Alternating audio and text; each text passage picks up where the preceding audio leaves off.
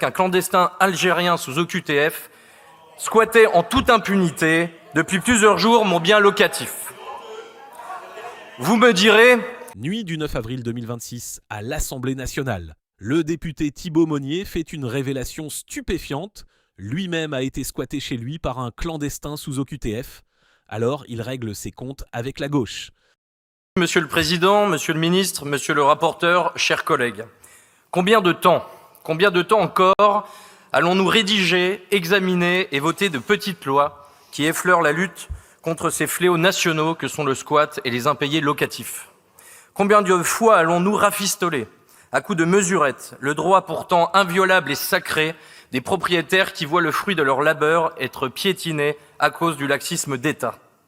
Cet écœurement, je l'ai vécu moi aussi, comme 15% des propriétaires, quand j'ai découvert qu'un clandestin algérien sous OQTF squattait en toute impunité depuis plusieurs jours mon bien locatif. Vous me direz, s'il a pu pénétrer et se maintenir illégalement en France sans jamais être expulsé, et ce, malgré de multiples interpellations, pourquoi se priverait-il d'occuper illégalement un appartement privé? À côté du véritable problème. En France, des milliers de petits propriétaires bailleurs sont devenus les amortisseurs sociaux de toutes les dérives de l'écologie politique et de l'assistanat qui nourrissent un véritable enfer réglementaire. Ils doivent payer pour tout, pour le nouveau DPE, pour les certificats d'économie d'énergie, pour toujours plus de garanties pour prévenir les squats et les loyers impayés. Et en plus, ils sont abandonnés par l'État dans des procédures judiciaires tortueuses, des délais d'expulsion dépassant l'entendement et de trop nombreux refus de concours de la force publique.